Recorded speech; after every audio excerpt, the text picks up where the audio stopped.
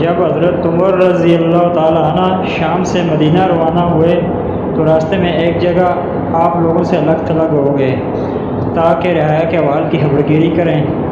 چنانچہ آپ رضی اللہ تعالیٰ عنہ کا گزر ایک بڑھیا کے خیمے پر ہوا تو آپ اس کے پاس چلے گئے۔ بڑھیا کہنے لگی، اے شخص، عمر کی کیا خبر ہے؟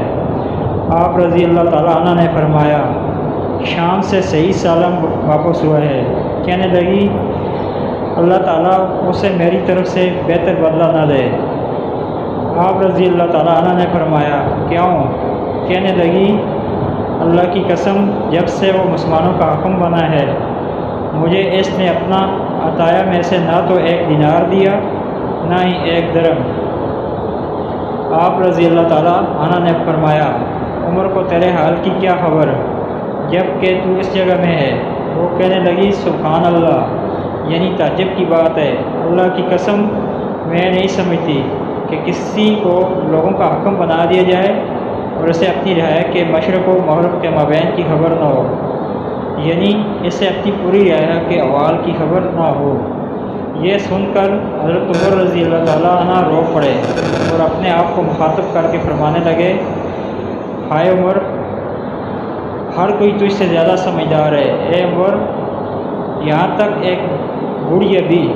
پھر آپ رضی اللہ تعالیٰ عنہ نے اس سے پوچھا، اے اللہ کی بندی، تو عمر کو اپنی داد خواہی کتنے میں بیچے گی اور قیامت کے دن اپنے دعوے سے دستبرداری ہوگی؟ وہ میرے لیے دوزخ سے چھٹکارے کا پروانہ ہوگا۔ بڑھیا کہنے لگی، اللہ آپ پر رحم کرے، آپ میرے ساتھ مذاق نہ کریں۔ آپ رضی اللہ تعالیٰ عنہ نے فرمایا، میں مذاق نہیں کر رہا۔ پھر بار بار اس سے پوچھتے رہے، یہاں تک کہ 25 دینار کے بدلے میں اس کی دادخواہی خرید دی۔ اسی دوران حضرت علی بن ابی طالب اور حضرت عبداللہ بن مسعود رضی اللہ تعالیٰ عنہ بھی وہاں تشریف لائے اور انہوں نے عرض کیا۔ آپ رضی اللہ تعالیٰ عنہ نے فرمایا، کوئی بات نہیں، اللہ تجھ پر رحم کرے۔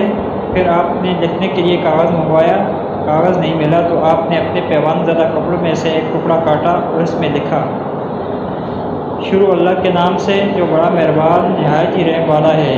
یہ وہ معاملہ ہے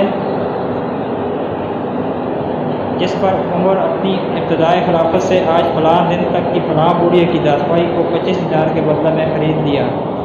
اب اگر میدان محشر میں وقوف کے وقت وہ اللہ تعالیٰ کے سامنے کوئی دعویٰ کرے گی تو عمر اس سے بری ہے۔ حضرت علی بن ابی طالب اور حضرت عبداللہ بن مسعود رضی اللہ تعالیٰ عنہ میرے اس معاملے پر گواہ ہیں۔ بعد میں آپ نے یہ تحریر اپنے بیٹے کو دی اور اس سے کہا، جب میرا انتقال ہو جائے تدفین کے وقت اسے میرے کفن میں رکھ دینا، میں اس کے ساتھ اپنے رب سے ملاقات کرنا چاہتا ہوں۔ یہ تھا خوف خدا۔